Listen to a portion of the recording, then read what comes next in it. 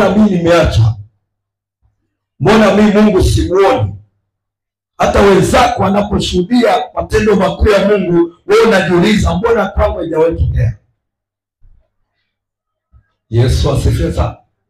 Mbona kwangu haijawahi kutokea? Ina maana Mungu anapendelea. Biblia inasema Mungu hana nini? Hana upendeleo. Ina maana huyu Mungu ni wa watu fulani, na wakati mwingine unapitisha kabisa kwamba pengine hawa wamepangwa na mtu, pengine hawa wanasema uongo, sio kweli kwamba Mungu kawatendea. Sio kwamba ni uongo, ni ukweli. Bwana Yesu asifiwe sana. Kwa hiyo unapoishi nje ya kusudi ama nje ya lengo la Mungu alilompelekea kukuokoa, manake wewe umejitenga na Mungu wewe mwenyewe. Kwa hiyo utashangaa unaishi ndani ya wokovu lakini huna ushirika na Mungu. Na kama huna ushirika na Mungu, manake Mungu hatashiriki chochote juu ya maisha yako. Utalia lakini hatasikia. Twende katika kitabu cha Mithali sura ya 1 mstari wa 24 hadi wa 30. Mithali sura ya 1. Mithali sura ya 1 mstari wa 24 hadi wa 30. Biblia inasema, kwa kuwa nimeita nanyi mkakataa, nimeonyosha mkono wangu asiangalie mtu, bali mmebatilisha shauri langu, wala mkutaka maonyo yangu. Mimi nami nitacheka siku ya msiba wenu, nitadhihaki hofu yenu ifikapo. Hofu yenu ifikapo kama tufani, na msiba wenu ifikapo kama kisulisuli. Dhiki na taabu zitakapowafikia, ndipo atakaponiita, lakini sitaitika. Watanitafuta kwa bidii, wasinione, kwa kuwa walichukia maarifa, wala hawakuchagua kumcha Bwana. Hawakukubali mashauri yangu, wakayadhalau maonyo yangu yote. Kwa hiyo watakula matunda ya njia yao, watashiba mashauri yao wenyewe. Bwana Yesu asifiwe sana. Anasema kwa kuwa nimeita lakini msiitike, mmetembea nje ya mashauri ya Mungu, mmetembea nje ya mapenzi ya Mungu. Anasema ndipo na mimi nitanyamaza kama siwaoni. Yesu asifiwe sana. Hofu yenu fikapo nitajifanya siwaoni. Anasema mtaniita lakini sitaitika. Kwa nini? Umeokoka lakini unaishi maisha ambayo ya watu wasiokoka. Umo ndani ya Yesu lakini haumo ndani ya Yesu. Yaani umo ndani ya kanisa lakini ndani ya Yesu haumo. Anasema mtu kama wewe usinione kwamba uko vizuri ama uko sawa. Anasema siku ya msiba wako ikifika, na yeye atanyamaza. Bwana Yesu asifiwe sana. Na wengine Mungu anaachilia neno hapa, anasema na wewe anakuonya, lakini unaona kabisa haya yanayohubiriwa ni ya kwangu, lakini hutaki kubadilika. Kwa sababu mambo yanaenda vizuri. Kila kitu kinaenda vizuri, huoni masala saizi yakitokea, unaona mambo yako vizuri. Lakini Yesu anazungumzia kwamba kuna wakati wa misiba. Amen. Kuna wakati wa tufani, kuna wakati wa maombolezo, kuna wakati wa kulia, kuna wakati utamwita Mungu, lakini anasema hapa kuelewa. Bwana Yesu asifiwe sana. Unaelekezwa lakini hutaki kuelekezwa, unajifanya kila kitu unajua, unamzidi mpaka Mungu, unamzidi mpaka Roho Mtakatifu, lakini siku ya msiba wako anasema utahangaika sana. Yesu atusaidie sana. Hayo ni madhara ya kuto kutembea katika mapenzi ya Mungu. Unaishi Ukristo wa kawaida, unaishi maisha ya Ukristo wa dini, sio Ukristo unaotakiwa. Bwana Yesu asifiwe sana. Ndio maana leo wengi wanalia, mbona Mungu simuoni?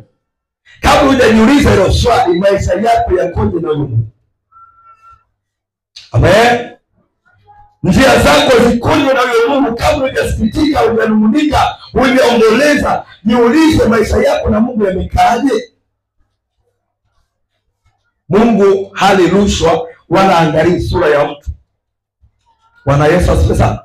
Haangalii sura ya mtu wala angalii kilio cha mtu, angalii kukunjamana kwa sura yako. Yeye anaangalia umejipanga vipi, umejiconnect vipi na huyo Mungu.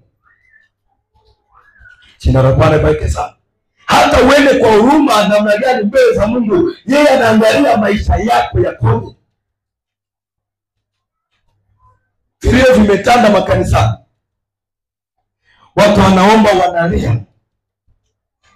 Sio kila kilio ni cha Roho Mtakatifu. Sio kila anaomba kwa kulia amezama kwenye ulimwengu wa roho. Yesu atusaidie sana. Sio kila unaomwona anabubulika, analia kwa uchungu ukafikiria amezama rohoni. Sio kila mtu. Kwa hiyo wengi wanalia kwa sababu Mungu amenyamaza. Wanaomba lakini Mungu amenyamaza, yupo kama hawaoni. Kwa sababu na dharau maisha ambayo Mungu anataka uishi, unaona ya dharau, unaona hilo ni neno tu. Hayo tushayazoea kuyasikia. Kabla tujakuletea neno, tunakaa kwenye maombi. Yesu atusaidie sana. Tunakaa kwenye maombi, wakati mwingine tunafunga na kuomba, wakati mwingine tunalala usiku umeenda saa 9 saa 8, unamuomba Mungu akupe ujumbe, alafu unakuja kwako wewe unaona tu kawaida. Ndio maana haufanikiwi. Yesu asifiwe sana. Ndio maana Mungu anajifanya kuona, kwa sababu anaposema na wewe unajifanya uelewe. Moyo wako na ukaza, unakuwa kama wajiwe, unakuwa mgumu, hutaki kuelewa. Anasema na yeye siku ya msiba wako utalia sana, utahangaika sana, alafu atakuwa kama hakuoni. Bwana Yesu asifiwe sana. 28 anasema, ndipo atakaponiita lakini sitaitika, watanitafuta kwa bidii wasinione. Kwa hiyo wakati wa amani watu wengi wanajisahau. Watu wengi ndio wanamkosea Mungu wakati kuna amani. Lakini mabaya yanapotokea ndipo anapojifanya ngoja sasa nimtafute Mungu. Wakati Mungu anataka umtafute wakati wa amani, wewe unataka umtafute wakati wa mabaya. Hiyo itakukosti sana. Amen. Bwana Yesu atusaidie. Wakati wa amani pale ndipo Mungu anapotaka umtafute, ndipo anapokuita, Bwana nitafute, unasema niko busy na biashara. Bwana nitafute, niko busy, sasa niko busy. Yaani kukiwa na amani watu wanakuwa busy. Wakati wa mabaya muda unapatikana wa kumtafuta Mungu. Wakati biashara imepigwa, hapo ndio muda unapatikana wa kwenda kuomba.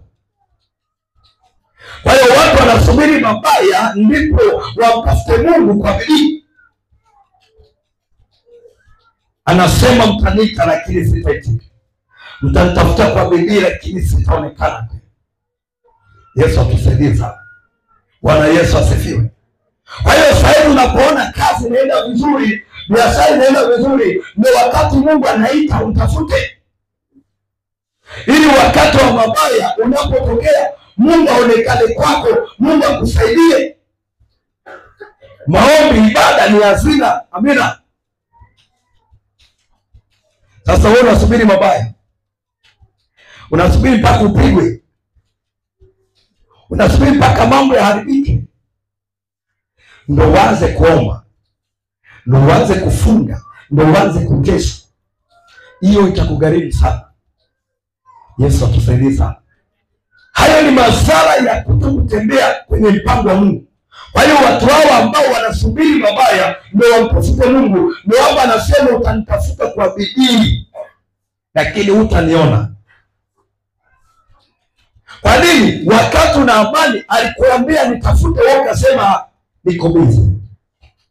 Saizi maisha amenibana, saizi majukumu ni mengi, kwa hiyo niko busy, niache kwanza. Wewe jirani yako hiyo imekaa sawa? Bwana Yesu atusaidie sana. Ukristo sio dini. Amina. Kama wewe subiri tu Jumapili napo unakuja tu unakuja kimazoea zoea. Wiki nzima ulikuwa huko. Unahangaika. Una cha mkesha, una cha nini? Jumapili yenyewe unakuja una mawili. Yaani mtafute Mungu, yaani unakuja tu kutimiza wajibu.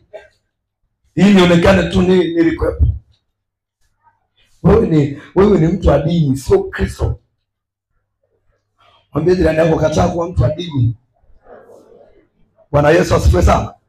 Sasa watu kama hawa wanasubirigi mabaya yakiwapata ndio watapata muda wa kuja kanisani. Biblia inasema usemapo kuna amani ndipo uharibifu unapotokea. Kwa hiyo sasa hivi mambo yako vizuri, wekeza hazina ya maombi, wekeza hazina ya ibada kwa Mungu. Hiyo itakusaidia wakati wa msiba wako.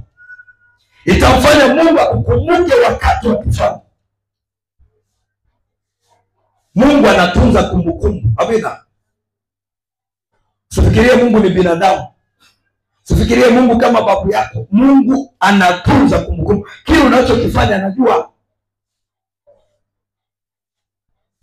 Anajua wakati wa raha unafanya nini na wakati wa shida utafanya nini. Anajua. Sasa wewe unajisahau. Ndio maana alikuwa anawaambia wana wazee, mkiingia Kanaani msinisahau. Maana ile nchi imejaa maziwa na asali. Amina. Mtakapojenga nyumba nzuri na kukaa ndani yake na kuwa na pesa na kuwa na kile, msinisahau. Alikuwa anawaonya. Yesu atusaidie sana.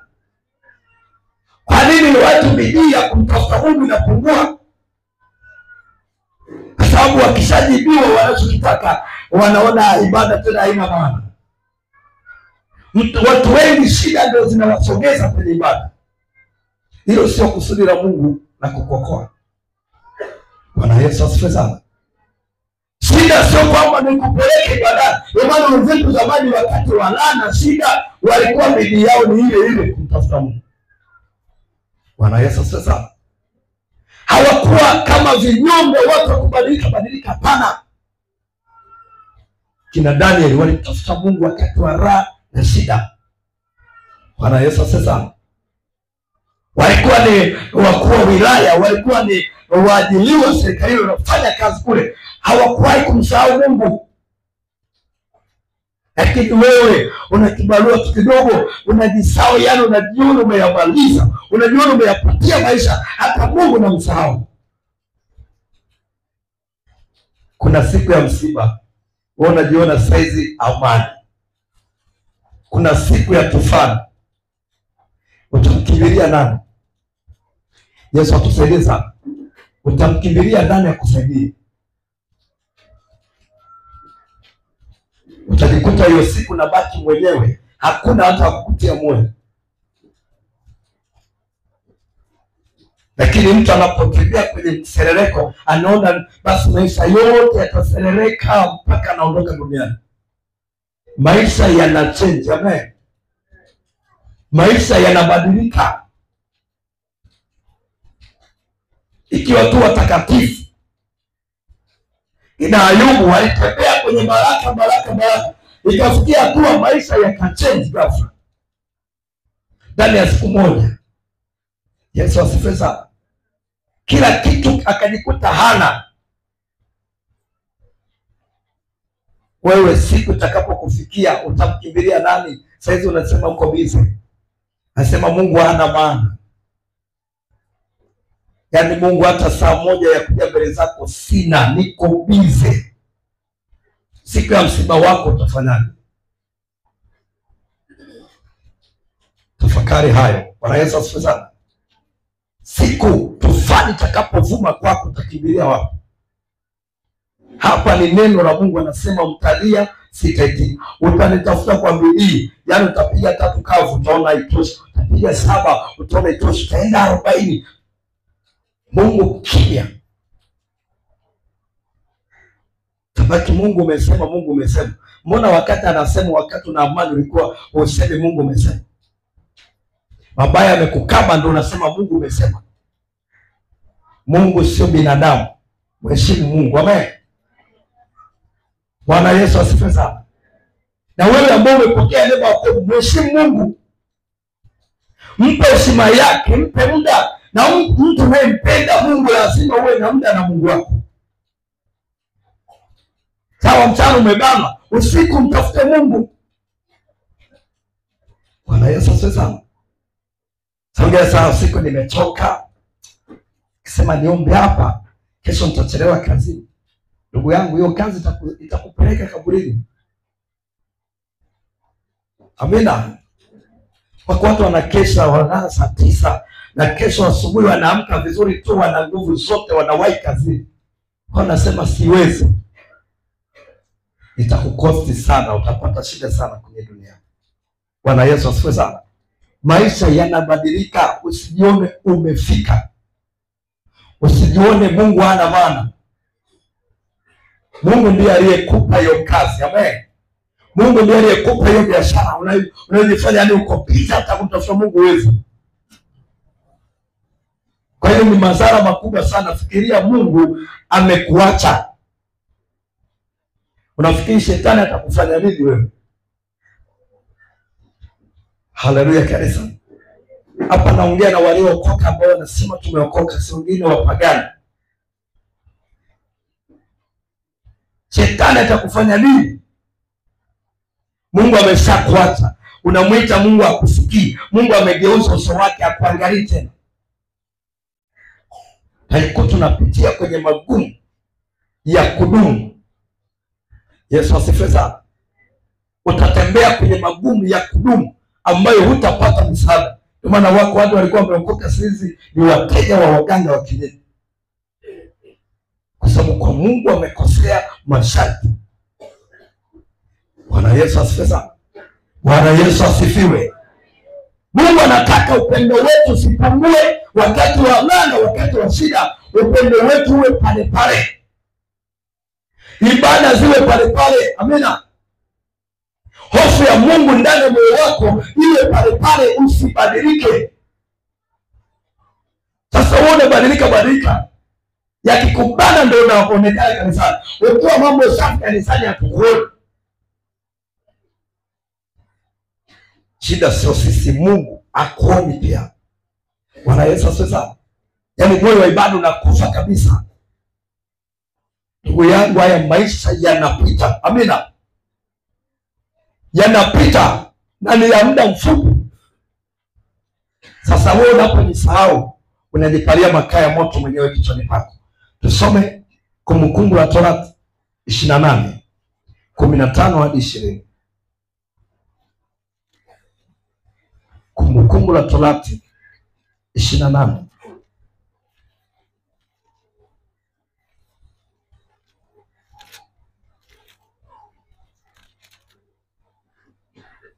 Kumbukumbu 28:15 hadi 20. Biblia inasema, lakini itakuwa usipotaka kusikiza sauti ya Bwana Mungu wako, usiangalie kufanya maagizo yake yote na amri zake ni kuagizazo hizi leo, ndipo zitakapokujia laana hizi zote na kukupata. Utalaaniwa mjini, utalaaniwa na mashambani. Litalaaniwa kapu lako na chombo chako cha kukandia. Utalaaniwa uzao wa tumbo lako na uzao wa nchi yako, maongeo ya ng'ombe wako na wadogo wa kondoo zako. Utalaaniwa uingiapo, utalaaniwa utokapo. Bwana atakuletea laana na mashaka na kukemewa katika yote utakayotia mkono wako kuyafanya, hata uangamie na kupotea kwa upesi kwa ule uovu wa matendo yako ulioniacha kwayo. Bwana atakuambatanisha na tauni hata atakapokwisha kukuondoa katika nchi uingiayo kwa kuimiliki. Bwana Yesu asifiwe sana. Bwana Yesu asifiwe. Hiyo ni neno la nani? Ni neno la nani? Anaongea na wewe uliokoka, ama alikuwa anaongea na wana wa Israeli? Amen. Wana wa Israeli ni watu waliokoka, ni kanisa. Kwa hiyo hata katika kundi la wana wa Israeli walikuwepo waliokuwa wanamtii Mungu, na walikuwepo waliokuwa wanasema Mungu kitu gani, na waliokuwa wanamdharau Mungu walifia jangwani. Bwana Yesu asifiwe. Waliokuwa wanasema Musa, na wewe tumeshakuchoka. Kila siku Mungu amesema na wewe. Kila siku Mungu akasema watu sitavumiliana nao, aliwaua jangwani. Bwana Yesu asifiwe. Sasa hapo anasema itakuwa usipotaka kusikiliza sauti ya Mungu. Nasema wewe mhubiri, na wewe tumeshakuzoea unahubiri kila siku zangu. Tumeshakuzoea. Wewe unasema hayo maneno ndani moyo wako. Anasema usipotaka kumsikia Mungu, anasema laana zitakujilia. Utalaniwa mjini, utalaniwa na mashambani. Bwana Yesu asifiwe sana. Umelima kijijini yamekushinda, utasema ngoja niende Dar es Salaam nikafanye biashara, zitakushinda. Kila kitu kitalaaniwa, utashangaa kila mahali unapogusa pamelaaniwa, kuna unachopata. Watu wengi hawajui hayo. Yesu asifiwe sana. Sasa umetoka kukaidi maagizo ya Mungu, alafu unaenda kuomba Mungu umesema. Mbona yeye anaposema utaki kuelewa? Unataka tafsiri unachosema wewe. Unampangia Mungu. Mungu akisema anasema nasikiaga kila siku. Ila ya kwako, kwani ya kwako asikiaga kila siku. Yesu atusaidie sana. Tena wewe anaweza kawa anasema machache kuliko wewe unayoyasema mbele zake ni mengi. Hayana idadi. Lakini yeye akisema tu Bwana nigeukie, acha njia yako mbaya. Wote ushazoea kila siku tunasikia. Afu unataka kujibimida alafu kusikilize kitu ambacho hakipo. Tunaelewana vizuri? Utalaniwa mjini, utalaniwa mpaka mashambani. Nasema utalaniwa kabla kula unga. Yaani hata kwenye upande wa chakula utalaniwa. Utakuwa unakula vyakula dhaifu. Yaani utakuwa unatembea kwenye laana. Kishindia matembele. Yesu atusaidie sana. Utashindia vitu vya ajabu ajabu. Chakula ndani ya nyumba yako kitakuwa kidumu. Litalaniwa kapu lako la unga, kapu lako la nafaka litalaniwa. Mwisho jirani yako na yapenda hayo maisha. Bwana Yesu asifiwe sana. Uyapendi, kimbilia kwa Yesu. Sio kusali na waliokoka na uombe kukaa, hapana. Jipime kwenye njia zako. Kama unaona utendi mapenzi ya Mungu, hizi laana anasema zitakujilia. Amina kanisa. Utalaniwa mjini, utalaniwa mashambani. Litalaniwa kapu lako na kukandia. Utalaniwa uzao wa tumbo lako. Yaani unasababisha mpaka watoto wako waje walaaniwe. Kwa sababu ya matendo yako maovu. Yesu atusaidie sana. Sasa hizi laana zinakuja kwa sababu sio tu Mungu anaamua kumuonea mtu, hapana, anatangulia kusema usipotaka kusikiliza sauti yangu. Wangapi leo wanahubiriwa lakini wanarudi wale wale. Unamwelekeza mtu leo Mungu anachukia kunywa denge. Jumapili jao tena anakuja na denge lake. Wangapi? Mungu anatokea vimini. Jumapili jao tena anakuja na kimini. Unaisha tu kufungwa kanga kila siku, unafungwa kanga. Je, usikii? Masikio yako yameziba? Yesu atusaidie sana. Masikio yameziba? Au ni kiburi? Unamwonyesha kiburi nani? Mungu. Kumwonyesha binadamu unamwonyesha Mungu. Amina. Namwambia Mungu mimi siwezi kubadilika. Mimi ndio yule. Namwonyesha Mungu sarau. Unamjua Mungu wewe? Kuna watu wanatandikwa na Mungu afu wanasema ni shetani. Sio shetani. Kama hujasema ni shetani, angalia maisha yako yakoje. Bwana Yesu asifiwe sana.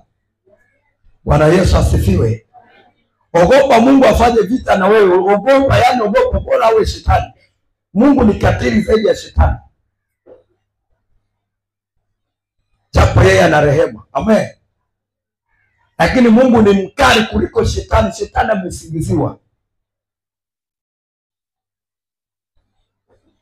na shetani akikupiga unakimbilia kwa Yesu. Amen. Yesu anakusaidia. Lakini Mungu akiamua kufanya vita na wewe, ogopa. Hapa anasema utaenda kijijini utaraniwa. Utaenda mjini utaraniwa. Utaraniwa usawa wa tumbo lako. Utagusa pale utaraniwa. Kila kitu ni laana tu. Tusema ngoja niende Dubai. Huko Dubai utaraniwa. Mungu yupo kila mahali. Bwana Yesu asifiwe sana. Angalia Yona alipokimbia, anataka mkimbie Mungu. Yeye alijua Mungu yupo Israeli. Hajua nikishatoka nje ya Israeli basi Mungu nishachana naye. Tajabu anakimbia, amepanda meli, Mungu kamtokea mle, kaanza kufanya vita naye, akaanza kuchafua bahari. Bahari kachafuka, mawimbi yanapiga ile meli. Watu wanatupa vitu vyao vya thamani, wanatupa kwenye maji ili uzito upungue. Lakini kumbe niona pale anafanya vita na Mungu. Alisababisha hasara kwa watu wengine. Yesu atusaidie sana. Bwana Yesu asifiwe. Sasa Mungu alitaka agarikishe wale watu, lakini kwa sababu ya Yona alikuwa mle ndani. Yona anamkimbia Mungu. Yona hataki kuelewa Mungu anachomwambia.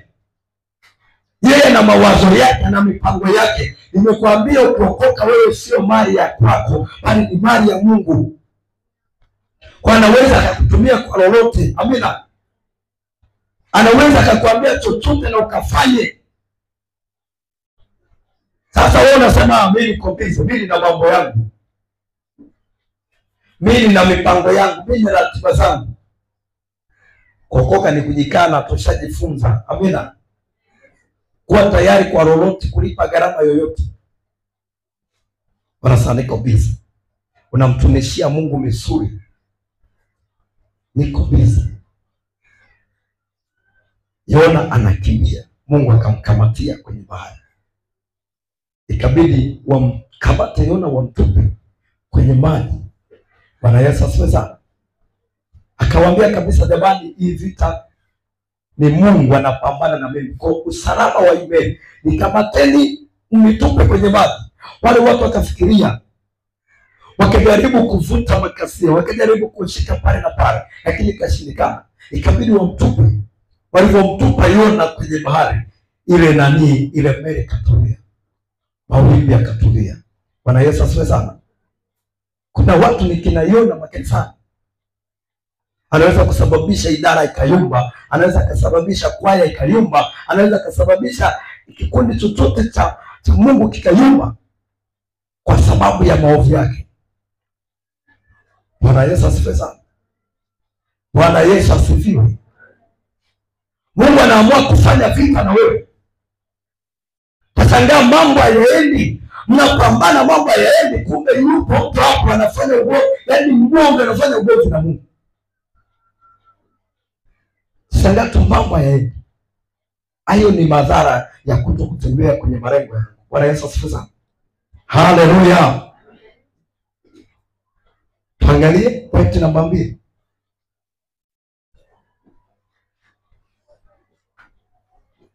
Madhara ya kutokuishi katika lengo au kusudi la Mungu. Andika, kuitazamia hukumu yenye kutisha. Kuitazamia hukumu yenye kutisha.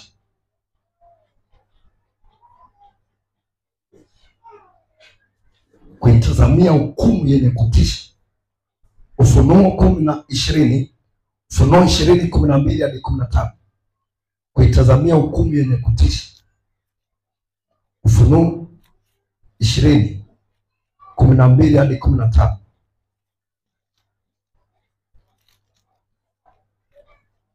Ufunuo 20:12 hadi 15, Biblia inasema. Andika, kuitazamia hukumu yenye kutisha. Ufunuo 20:12 hadi 15.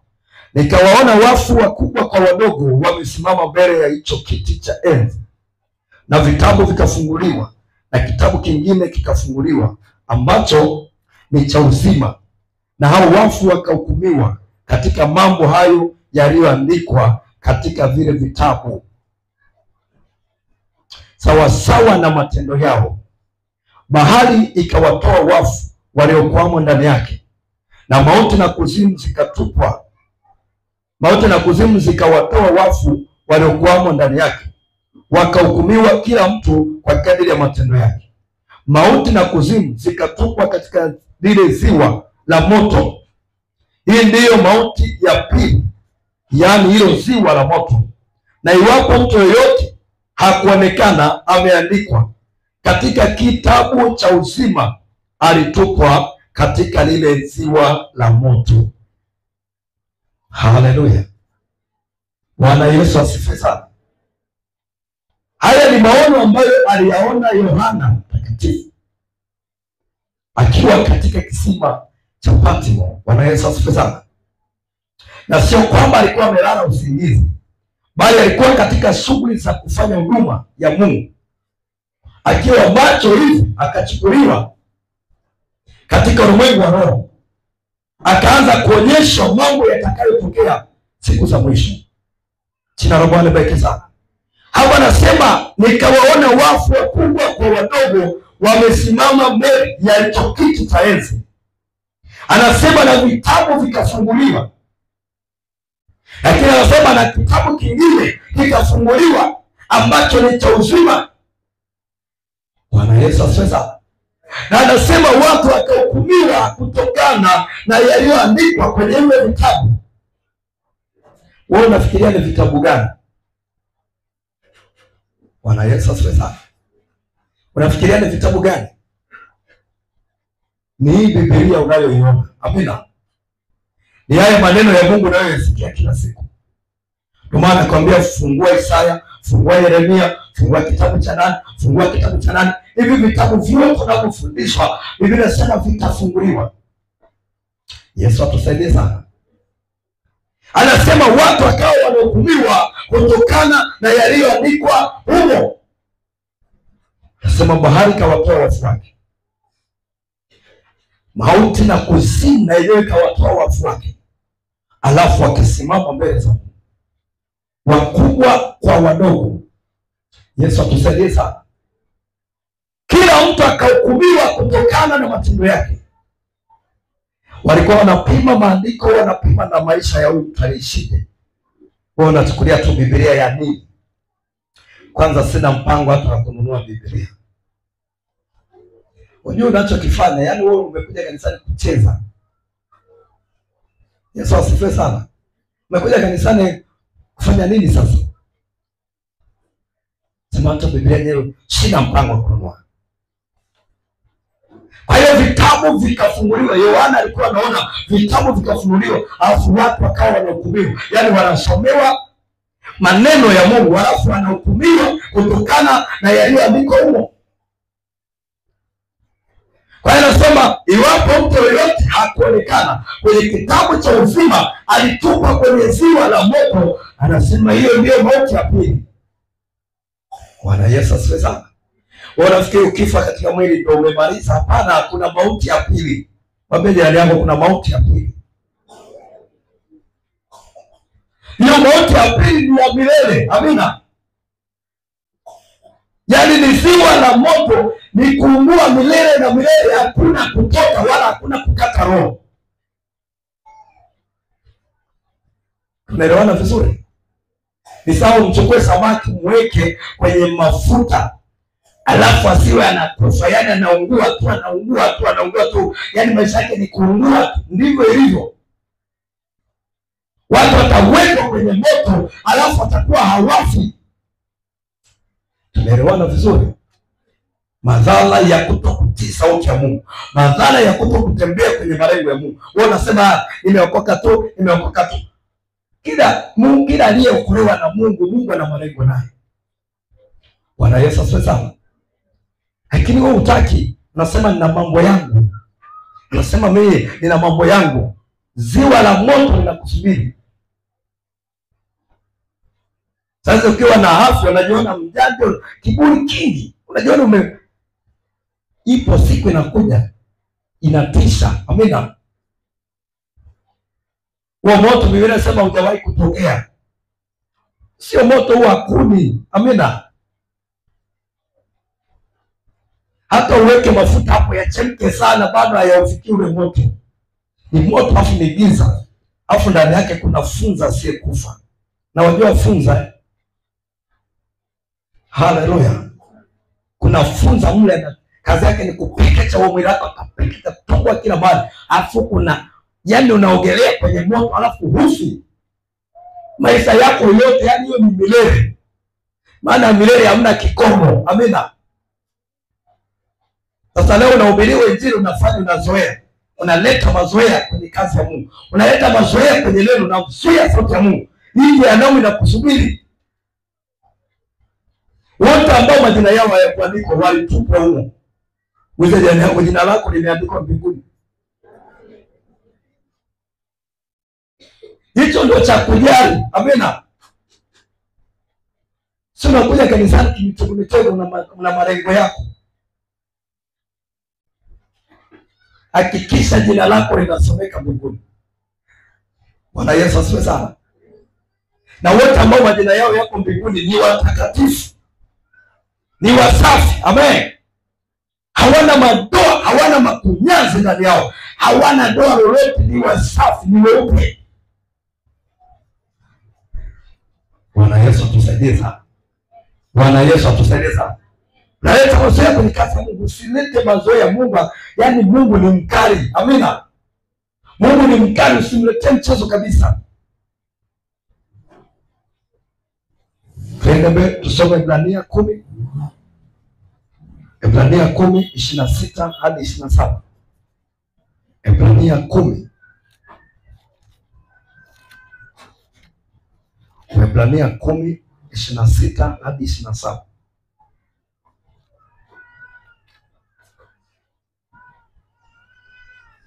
Ibrania 10:26 hadi 27. Biblia inasema, maana kama tukifanya dhambi kusudi baada ya kupokea ujuzi wa ile kweli, haibaki tena dhabihu kwa ajili ya dhambi. Soma huo mstari vizuri na kutafakari. Amen. Maana kama tukifanya dhambi kusudi baada ya kupokea ujuzi wa ile kweli, haibaki tena dhabihu kwa ajili ya dhambi, bali kuna kuitazamia hukumu yenye kutisha na ukali wa moto ulio tayari kuwala wao wapingao. Haleluya. Unatafakari vizuri huo mstari wanasema naanguka nitatubu. Mungu ni wa rehema. Mungu amejaa rehema, ni mwingi wa huruma. Yesu atusaidie sana. Unaanza kuangalia walioanguka wakarudi tena. Mbona fulani alifanya hivyo hivyo? Na mimi nitafanya hivyo hivyo. Kila mtu ana neema yake na kila mtu atakufa kivyake. Bwana Yesu asifiwe sana. Haleluya. Soma tena hapo mstari wa 26. Maana kama tukifanya dhambi kusudi baada ya kupokea ujuzi wa ile kweli, haibaki tena dhabihu kwa ajili ya dhambi. Manake hakuna sadaka nyingine itakayotolewa, kwa sababu tulisamehewa kwa damu ya Yesu. Yesu alikufa kwa ajili yetu, na anapokuokoa ameshamaliza kazi. Bwana Yesu asifiwe sana. Ndio maana shetani alipoamua kwa kusudi kabisa kumkosea Mungu, Mungu alimtimua. Amina. Adamu pia alipoamua kumkosea Mungu, Mungu alimtimua, kwa sababu alishamwelekeza huo mti usiuguse, wala matunda yake usitume ukala. Yesu akusaidie sana. Yeye anasema akachukua akala. Mungu alipokuja akamuuliza uko wapi? Nimejificha. Haya basi upotelee huko, usirudi hapa. Bwana Yesu atusaidie sana. Kwa hiyo anasema Kama tukitenda dhambi kusudi baada ya kupokea ujuzi wa kweli, haibaki tena dhabihu kwa ajili ya dhambi. Wanasema Yesu anasamehe kusudi. Yaani unajua kabisa na umetoka kuonywa hapa afu unaenda kufanya, unasema Yesu anasamehe. Hiyo si dharau. Bwana Yesu asifiwe sana. Hiyo si dharau. Sasa kwani nani ananiona? Hivi wewe unajielewa kweli? Unajielewa unachokifanya? Nani ananiona? Aliyekuokoa ni nani? Ni mtu ama ni Mungu? Haleluya. Bwana asifiwe. Aliyekuokoa ni mtu ama ni Mungu? Ama ni mchungaji wako? Ama ni viongozi wako wa idara waliokuokoa? Au ni wapendwa wenzako waliomwaga damu zao kwa ajili yako? Yesu asifiwe sana. Kumekuwa na mazoea makubwa sana makanisani. Watu yaani wamezoea dhambi, wanachukulia kitu cha kushikamana nacho. Yaani wanaona ni maisha ya kawaida. Lakini Mungu anachukizwa kupita kawaida. Haleluya. Anasema hakuna dhabihu tena kwa ajili ya dhambi. Kwa wewe ambao unajiangusha sasa, nitatubu. Hilo neno liko litoa, si umelitoa wapi? Na kukosea Mungu afu nitatubu. Hilo andiko sijui umelipata wapi kwenye Biblia. Anasema bali kuna kutazamia hukumu yenye kutisha. Unaelewa maana ya kutisha wewe? Waliowahi kufunuliwa huko wanakuambia watu wanalia kilio, yaani hapa duniani hakijawahi kusikika. Yesu asifiwe sana. Hakijawahi kusikika, yaani kilio cha kule kwanza ukisikia tu kilio, mwili unaanza kutetemeka. Bado hujauingia hapo. Yesu asifiwe sana. Sababu wakati wa hukumu wewe utakuwa unasikia huku wanalia, afu wengine huku wanaimba. Amina. Sasa ukishaambia wewe ni jehanamu, unasikia kabisa ule moto unaounguruma, namna watu wanaoogelea mle wanalia, wanasaga meno, kilio kitoka. Wanasaga meno, wanaungulia ndani kwa ndani, ule moto unaunguruma. Mikaeli anakukamata na kuvuta kama lifurushi la takataka, anaenda na kurusha topi ya kule. Tumeelewana vizuri? Tumeelewana? Kwa wewe ambao unachukulia wokovu ni kitu cha kawaida, unajiangusha ovyo, kuna kuitazamia hukumu yenye kutisha na moto ulio mkali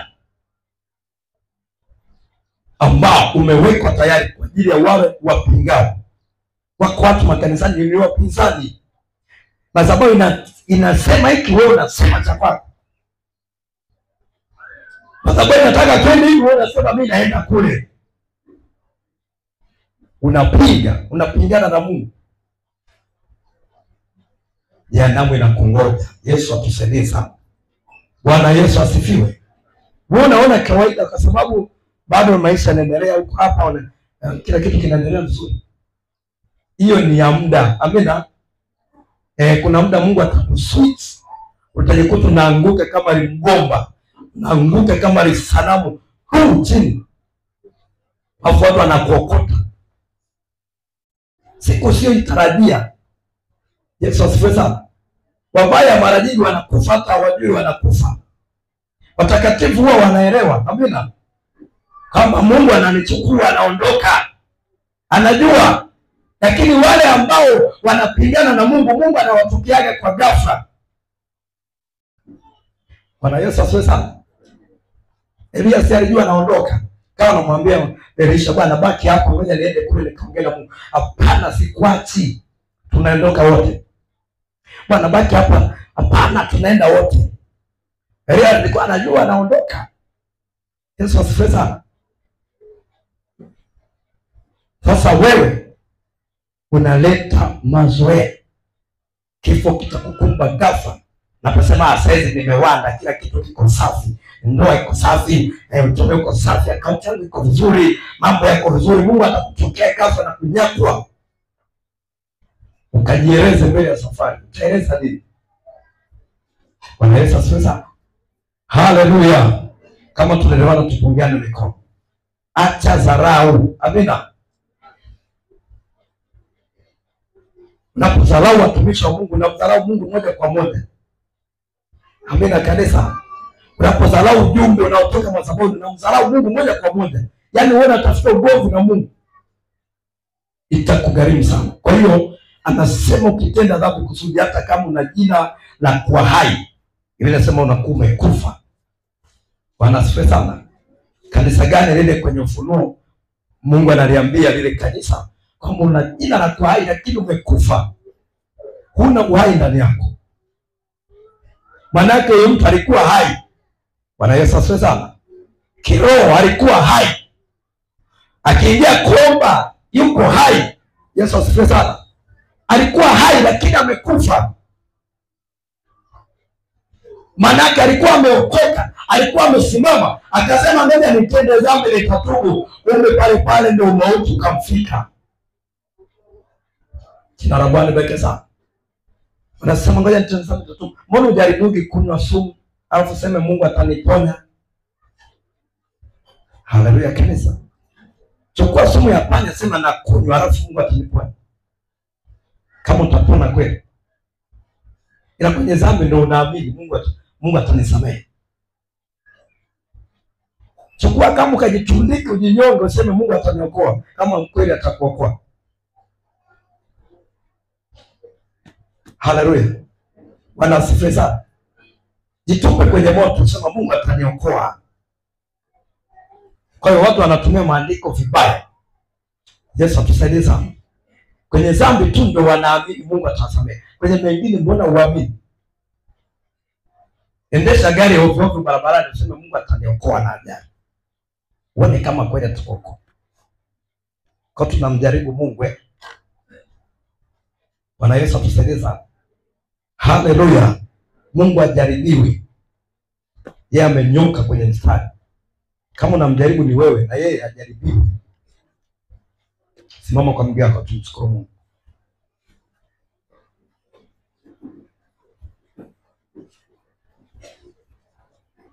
Taendelea siku nyingine.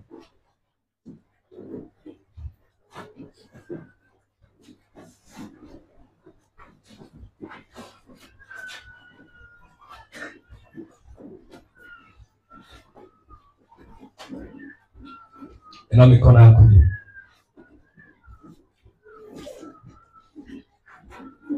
Haya sio maneno yangu, ni maneno ya Mungu.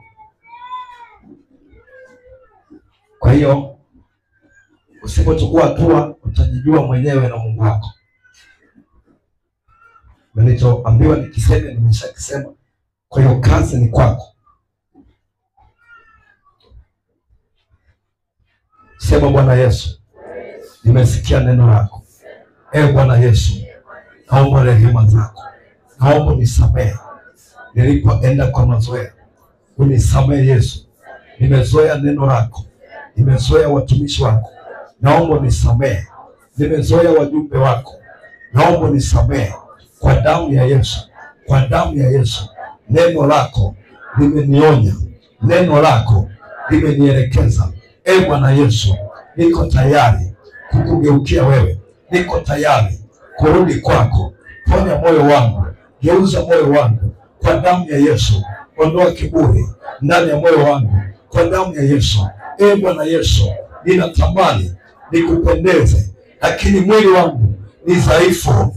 Bwana Yesu, Roho Mtakatifu na kukaribisha, uniweke huru, unifungue kwa jina la Yesu. Achilia roho ya utii, roho ya unyenyekevu, maana hiyo tabia ni ya kwako Roho Mtakatifu. Katika jina la Yesu, ninakataa kuwa na moyo mgumu, ninakataa kushupaza shingo, maana umesema nikishupaza itavunjika wala sipati dawa. Bwana Yesu, ninageuka leo kwa damu ya Yesu. Ninageuka leo, ninatubu kwako kwa damu ya Yesu. Bwana Yesu, ninaomba rehema, ninaomba toba. Yasafishe maisha yangu, yatakase maisha yangu, yawe safi mbele zako kwa damu damu ya Yesu. Madoa ya aina yoyote kwenye vazi langu la kiroho na yatakasa kwa damu ya Yesu. Bwana Yesu, nanyenyekea kwako, nashuka mbele zako, unirehemu Yesu, unipe rehema zako, unipe rehema zako kwa damu ya Yesu. Naamua leo kwa moyo wangu wote, kwa akili zangu zote, nitakutafuta, nitakufuata. Bwana Yesu, nigeuze leo kwa damu ya Yesu, nigeuze leo kwa damu ya Yesu, nigeuze leo kwa damu ya Yesu, kwa damu ya Yesu. Ninakataa kuwa mwasi, ninakataa kwenda kinyume na amri zako na neno lako, ninakataa kwa damu ya Yesu. Niongoze Bwana, nisaidie Bwana, niwezeshe Bwana kwa damu ya Yesu. Kwa akili zangu siwezi kabisa, kwa nguvu zangu siwezi kabisa. Roho Mtakatifu, naomba nisaidie kwa damu ya Yesu. Nisamehe Bwana pale nilipoanguka, kwa damu ya Yesu. Ninatulia Bwana pale nilipoanguka, pale nilipokosea, ninatulia mbele zako kwa damu ya Yesu, kwa damu ya Yesu, kwa damu ya Yesu. Nenda mbele za Bwana katika kikosi chache. Mungu amesema na wewe, usiwe na moyo mgumu. Nenda mbele za Mungu kwa unyenyekevu, larua moyo wako, naye Mungu atakusamehe, naye Mungu atakurehemu, atakurejesha kwenye nafasi yako, atakurejeshea utukufu wake, atakurejeshea nguvu zake, atarejesha ule moto wa Mtakatifu ndani yako, atarejesha ile nguvu ya maombi ndani yako, atarejesha ile shauku ya ibada ndani yako, atarejesha ile shauku ya kutafuta ndani yako. Asante Jehova Nisi kwa neno lako. Baba, linalileta kanisa lako, tunakuja kwako Jehova Nisi, tunaomba rehema zako Bwana, pale tulikwenda kinyume na mapenzi yako, ukatusamehe Yesu, ukatutakase Yesu, ukaturehemu Bwana. Umesema nasi katika neno lako la maonyo, umenena nasi, umetukemea, umetukaribia, umetuonya. Baba, tunarudi kwako, tunalarua mioyo yetu, tunalarua nafsi zetu, tunalarua mioyo yetu, tunashuka mbele zako, tunapondeka kwako, utupe rehema zako, tunatoka kwako Bwana, tunaomba tusamehe, tunaomba turehemu, litakase kanisa lako, ligeuze kanisa lako, likuelekee wewe Bwana, likuelekee wewe Bwana, kwa damu ya Yesu. Hiyo hali ya mazoea uliyo nayo ndani yetu, Baba, tunatulia kwako, uturehemu Bwana. Tumezoea sauti yako, tumezoea neno lako, tumezoea mafundisho, tumezoea maelekezo, tumezoea watumishi wako, uturehemu Bwana, utusamehe Bwana. Hasira yako isiwake juu yetu, hasira yako isiwe kali juu yetu. Turehemu Yesu, turehemu Bwana, tutakase Bwana kwa damu ya Yesu, kwa damu ya Yesu. Tunaomba rehema, tunaomba utakaso,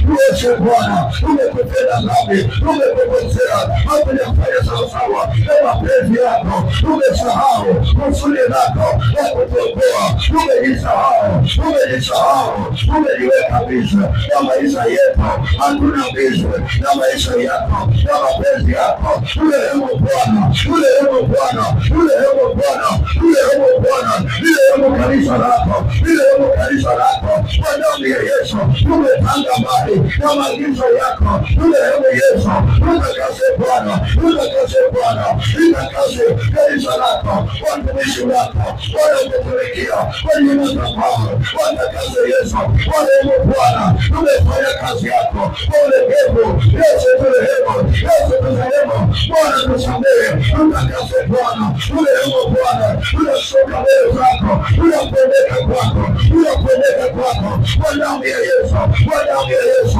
Wewe Mungu wa rehema, wewe Mungu wa rehema, tunaomba rehema Bwana, tunaomba rehema Bwana kwa damu ya Yesu. Tumeonywa sana lakini hatubadilike, tumeonywa sana, hatuna mpango wa kubadilika. Turehemu Yesu, turehemu Bwana. Tumezoea neno lako, tumezoea maonyo yako, tutakase Bwana. Turehemu Yesu, kwa damu ya Yesu, kwa damu ya Yesu.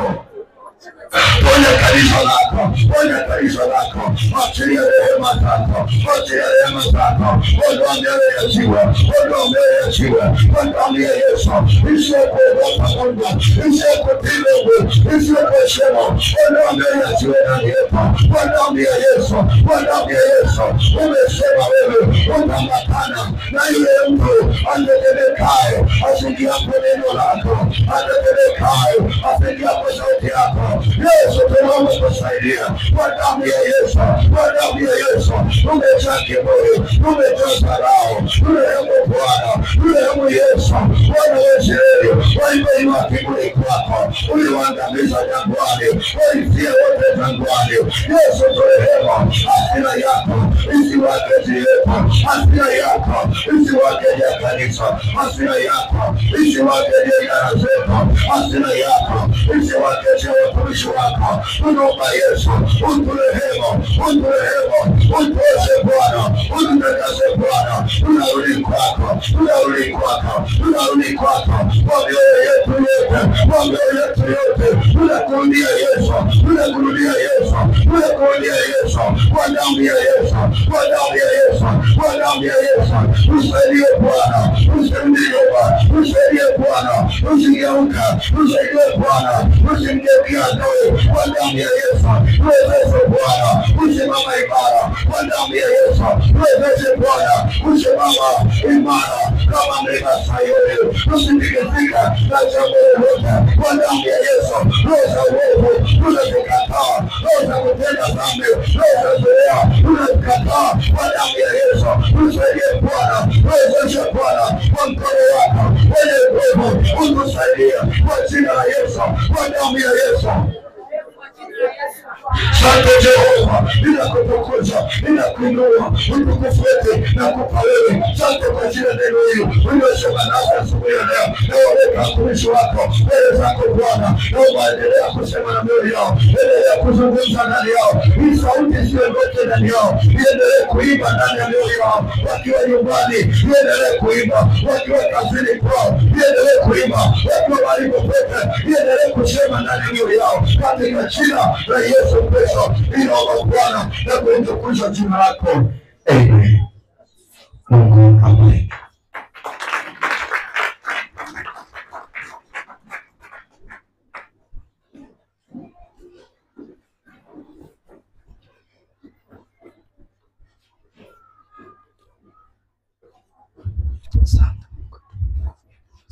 Amen. Tunaongezea Mungu makofi.